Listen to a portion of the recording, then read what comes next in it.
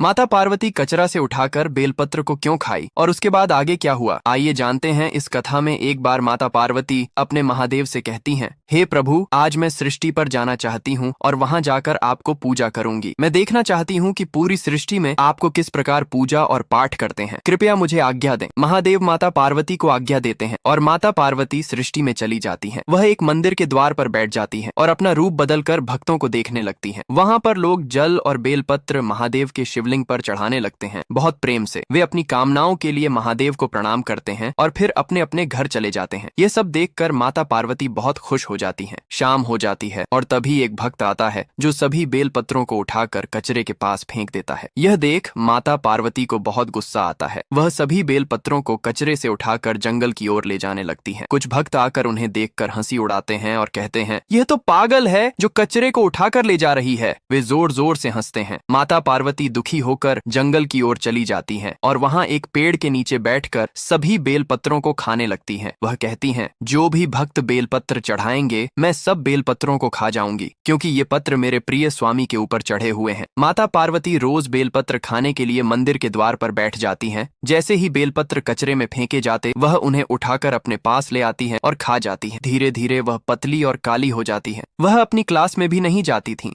और बेलपत्रों के लिए ही ध्यान केंद्रित करती रहती थी। कई दिन बीतने के बाद माता पार्वती ने एक शिवलिंग मिट्टी से बनाया और उसके पास सो गईं। महादेव कई वर्षों बाद माता पार्वती को ढूंढते हुए वहां पहुंचे। उन्होंने देखा कि माता पार्वती बहुत पतली और काली हो चुकी हैं और उसी मिट्टी के शिवलिंग के पास सोई हुई हैं। महादेव माता पार्वती का चेहरा देखना चाहते थे तो उन्होंने कहा, हे देवी, तुम कौन हो जो इतनी काली और पतली हो? इतनी घिनौनी शक्ल तुम्हारी कैसे हो सकती है और तुमसे कौन विवाह करेगा? माता पार्वती घूंघट से ही बोली, मुझे ऐसी बात मत करो और मेरी सूरत को देखकर हंसी मत उड़ाओ। तुम्हारी सूरत भी तो कोई खास नहीं है। महादेव ने कहा, मेरी सूरत कर्पूर गौरम करुणावतारम है, संसार सारम भुजगेंद्र हारम है, सदा वसंतम है। तुम मेरे सामने कुछ भी नहीं हो। माता पार्वती दुखी होकर जंगल की ओर जाने लगी। महादेव ने उनका हाथ पकड़ लिया और अपनी गंगा जटाओं से उन्हें स्नान कराया। इससे माता पार्वती का चेहरा सुंदर और आकर्षक हो गया। माता पार्वती खुशी से महादेव के गले लग गईं। महादेव बोले, हे देवी, हम तो तुम्हारे प्रेम में हार गए हैं। तुमसे बढ़कर इस सृष्टि में कोई भक्त नहीं है। तुमने मुझे अपने प्रेम में हरा दिया है। अब मैं और भी शक्तिशाली हो गया हूँ और मेरा प्रेम अमर हो गया है। इसके बाद महादेव नंदी बाबा पर सवार होकर माता पार्वती को लेकर चल पड़े। तभी महादेव बोलते हैं,